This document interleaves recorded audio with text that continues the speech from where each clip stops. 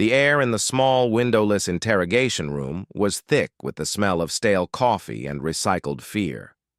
Special Agent Evans sat across the metal table from the woman, his posture a masterpiece of practiced intimidation. He slowly tapped a manila folder against his palm. "So let's go over this one more time, Ms. Holloway, for the record." The woman, whose driver's license identified her as Sarah Holloway, a 34-year-old from Omaha, Nebraska, sat with her back ramrod straight. She wore a simple cotton dress and looked utterly out of place. "I've told you everything," she said, her voice quiet but steady. "I was at the Veterans Charity Gala as a guest of my employer. Someone asked what I did. I told them I was a former Navy SEAL." "And you thought that was appropriate?" Evans's partner, a younger agent named Miller, I chimed in from the corner, his arms crossed. "You thought impersonating a SEAL, a federal offense, was just a fun party anecdote?" Sarah didn't flinch. "It's not a story. It's the truth." Evans opened the folder, revealing her bland corporate biography. "It says here you're a mid-level accountant for an agricultural supply firm. Before that, a degree in finance from the University of Nebraska. No military record whatsoever. The Navy has no record of a Sarah Holloway. Not in the SEALs, not in the entire service." Sarah looked directly at him. Her eyes were a calm, unremarkable brown, but in that moment they held a depth that made Evans feel like he was staring down a long, dark tunnel. "I know what the record says." The reason for her detention was as absurd as it was serious. At a high-profile charity event meant to raise money for wounded veterans, Sarah had been networking on behalf of her boss. Surrounded by military memorabilia and actual veterans, she had been asked directly by a pompous board member if she had served, given her quiet, observant demeanor. Her simple, declarative answer, "I was a Navy SEAL," had caused a ripple of disbelief. Someone had complained to the organizers who, fearing a scandal, had called the FBI field office. Impersonating a decorated soldier to garner respect or financial gain was a crime under the Stolen Valor Act, and they had arrested her on the spot to make an example. For 3 hours, they had grilled her. They presented her with printouts of her mundane life, hoping to catch her in a lie. They brought up her social media, devoid of any military affiliation. And they asked for the names of her BUD/S classmates, her commanding officers, the details of any deployment. To every question, she had no answer that fit their files. She couldn't name a single person from her supposed past life. She claimed her records were sealed, a story they'd heard 100 times from frauds. Her consistent, unshakable calm was the only thing that was truly unnerving. "She's not breaking," Miller muttered to Evans during a brief break in the hallway. "Most fakes, they start sweating, they get indignant, they make up crazy stories. She's just sitting there." Evans shook his head. "It's a new tactic. Deep cover, low affect. She probably read a psychology book. We'll wait her out. The law is on our side." They returned, ready for another round. Evans tried a new angle. "Okay, Ms. Holloway. Let's say, hypothetically, you are who you say you are. You must know the basics. What was the toughest part of BUD/S? Hell Week?" Sarah's gaze drifted for a moment, not in confusion, but as if she was looking at something far away, something on the other side of the wall. "The constant cold," she said softly. "The sand that gets everywhere. The knowledge that quitting is just a bell ring away. But the toughest part? It's the loneliness. Even when you're in a boat crew, freezing and miserable together, there's a part of the test that is utterly, profoundly alone. Just you and the voice in your head that tells you you can't go on."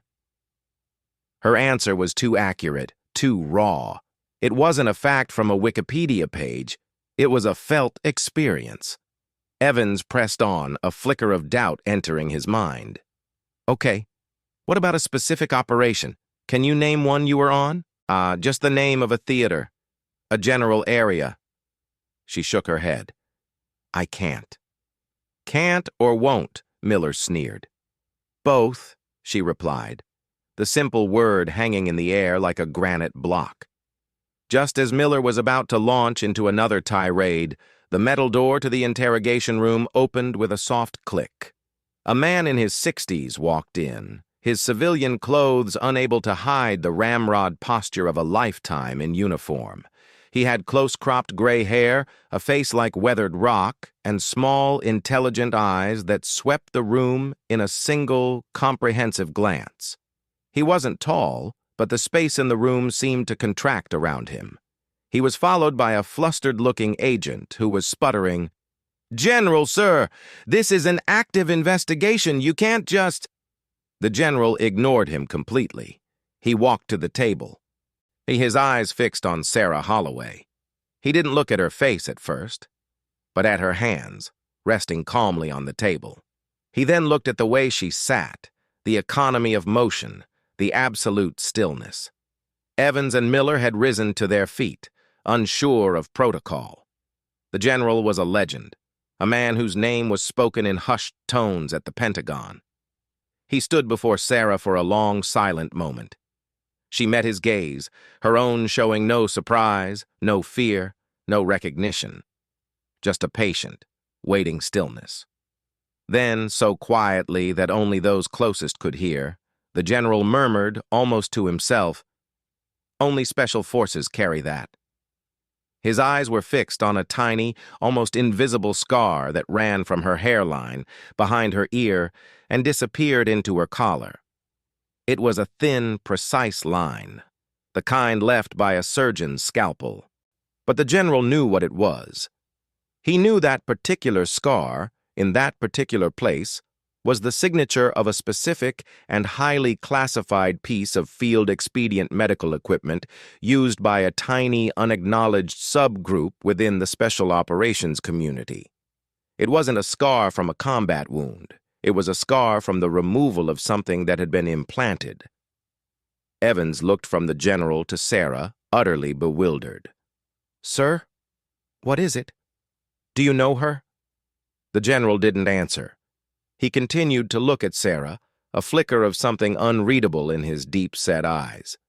It wasn't recognition, not exactly. It was more like confirmation. He pulled out the cheap metal chair next to her and sat down, turning his back on the two FBI agents as if they were furniture. He leaned in close, his voice still a low murmur. "I was the J3 for JSOC back then," he said, naming a unit so secret its acronym was rarely spoken aloud. "I saw the personnel traces. I saw the casualty reports. I remember a team, a deep reconnaissance mission, an extraction that went sideways, a single survivor. The records were scrubbed so clean they ceased to exist. The person who came back, they said they needed a new life. Far away. Complete anonymity." He looked at her hands again, then back to the scar. "They told us the operator was male, but the reports never used a name, just a call sign. And the medical details—" He trailed off. "The scar, it was from a removal. A communication device, wasn't it? A prototype, implanted for a specific op. Only 3 teams ever got them. It was cutting edge. So secret. The people who had them were considered ghosts, even among ghosts." Sarah's face remained impassive, but for the first time, a flicker of something, perhaps acknowledgement, passed through her eyes. She gave an almost imperceptible nod. The general sighed, a long, weary sound. "They told me the operator died of their wounds 6 months later, a complications from surgery cover story. I signed off on it. I thought I was closing a file on a hero." "I didn't die," Sarah said, her first words to him. Her voice was flat, devoid of emotion. "I just stopped being that person." The two agents stood frozen, watching a reality they couldn't comprehend unfold before them. The case of the simple accountant who claimed to be a Navy SEAL had just collapsed into something far stranger and more profound. The general turned to Evans. "Agent, this interview is terminated. Her file is to be sealed immediately. You saw nothing here tonight. You heard nothing. If I find out a single word of this conversation leaves this room, your careers will be over before sunrise. Am I understood?" Evans and Miller could only nod, their mouths agape. The general stood, and Sarah Holloway stood with him. She looked at the agents one last time.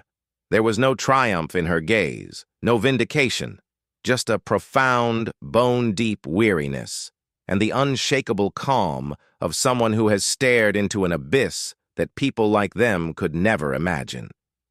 She walked out of the room with the general, leaving behind a manila folder full of lies that had, in the span of a single murmured sentence, become more truthful than any of them could ever know. The door clicked shut, and the silence it left behind was deafening.